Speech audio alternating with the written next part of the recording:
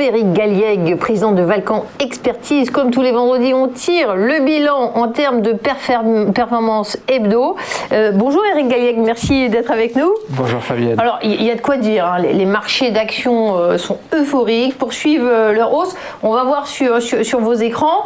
Et puis en plus, ça fait plaisir quand le CAC 40 n'est pas en reste. Hein. Par contre, on est complètement oublié. Les marchés européens, ils participent, n'est-ce pas?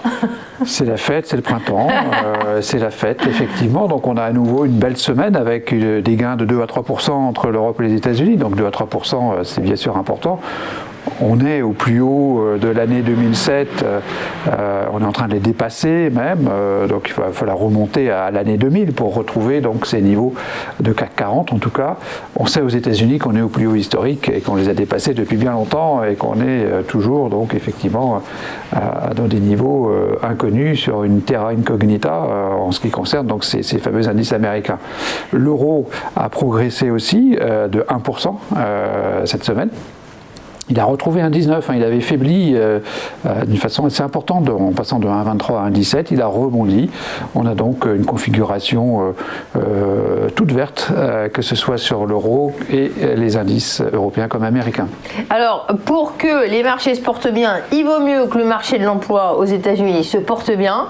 Les clignotants sont ouverts, là aussi en tout cas des signaux positifs. Hein. Alors, ce sont des signaux positifs en termes de conjoncture économique. La croissance américaine est vraiment de retour, je crois qu'on peut le dire. Alors, il y a une forme de rattrapage, je crois que c'est important de le rappeler, c'est un rattrapage, notamment au niveau de l'emploi américain. Donc 916 000 créations d'emplois, c'est très important.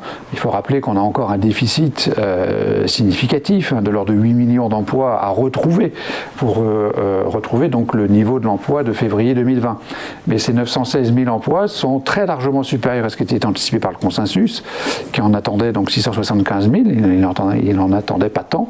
Et surtout, c'est un doublement, hein, une accélération très claire qu'on voit bien sur le graphique, un doublement donc des créations d'emplois mensuelles aux États-Unis, ce qui montre donc une croissance qui redémarre véritablement aux États-Unis, avec notamment le succès de la campagne de vaccination et aussi d'autres indicateurs comme l'ISM qui a progressé d'une façon stupéfiante au cours du mois de mars. Alors il y a des chiffres qui font plaisir. Côté français, on reste avec des constantes, mais ça s'aggrave. La hausse du déficit de la France. On en parle juste après, vous voulez d'abord parler de... Voilà. Excusez-moi, j'ai sauté un thème. C'est de ma faute parce que j'avais mélangé les feuilles. Le deuxième point important de la semaine, c'est bien sûr la révision en hausse des perspectives du World Economic Outlook du FMI. Hein, c'est bien sûr un événement important, un rendez-vous important avec donc une révision en hausse des perspectives de croissance économique mondiale qui passe donc à 6%. Soit 0,5% de plus que la dernière mise à jour donc, du FMI qui avait été faite au mois de janvier. C'est bien sûr positif, favorable, c'est cohérent avec l'amélioration de l'emploi aux États-Unis. Ça montre bien que du côté de la sphère réelle, on est bien dans une accélération importante, avec ce point que j'ai relevé qui consiste à finalement voir que la croissance de l'année 2021 est 2 fois plus importante que la baisse d'activité de 2020, puisque selon le FMI, la baisse du PIB mondial a été 3,3% en 2020 et qu'on va vers plus 6% cette année. Alors, puisque vous amusez à me mélanger mes feuilles, je vous somme de m'expliquer la hausse du déficit de la France. Alors, c'est une mauvaise nouvelle, c'est le seul point négatif de cette semaine, que j'ai trouvé vraiment intéressant et inquiétant. C'est donc Bruno Le Maire qui a déclaré que le déficit de notre pays donc, allait progresser d'une façon importante, jusque 9%. Donc notre déficit 2021, c'est 9% du PIB. C'est comme l'année dernière. Okay. Alors qu'on était quand même dans une situation qui nécessitait objectivement que l'État ouvre un peu les vannes. Donc on continue à ouvrir les vannes, une deuxième année de suite avec un déficit de 9%, c'est considérable. C'est bien sûr lié au nouveau confinement qui a été décidé et que nous vivons actuellement pour le mois d'avril. Et donc la baisse de la croissance, donc elle passe de 6 à 5%, mais c'est quand même 5%, donc positif cette année pour la France. Alors, on voyait tout à l'heure les bons chiffres de l'emploi aux États-Unis.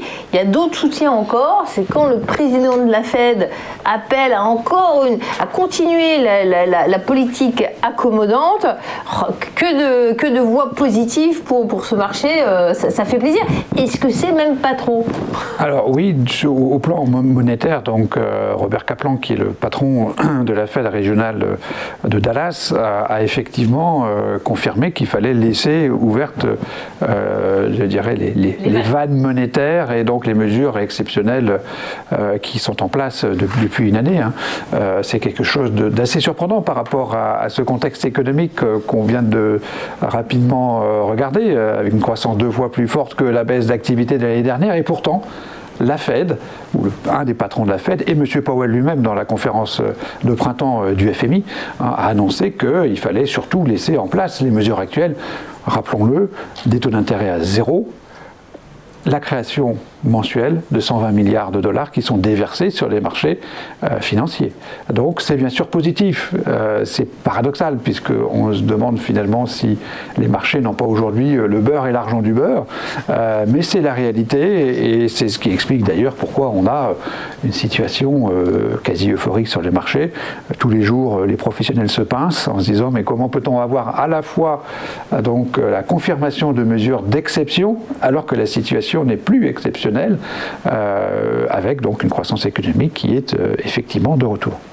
Alors, si on fait une synthèse de l'actualité de la semaine, quelles sont les notes, les points qui ressortent? C'est une actualité positive. On a 3 points positifs, 2 points sur la conjoncture économique donc qui sont favorables, l'amélioration de l'emploi assez impressionnante aux États-Unis, plus le rehaussement des prévisions donc, de croissance économique mondiale par le FMI, c'est 2 points positifs, plus donc la déclaration de Kaplan qui nous dit en gros et de Joe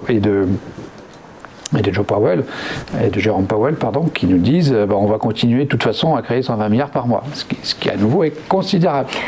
C'est considérable. Donc 3 points positifs, 1 point négatif qui est la hausse du déficit de la France, 9% de PIB en déficit, c'est gigantesque, c'est gigantesque.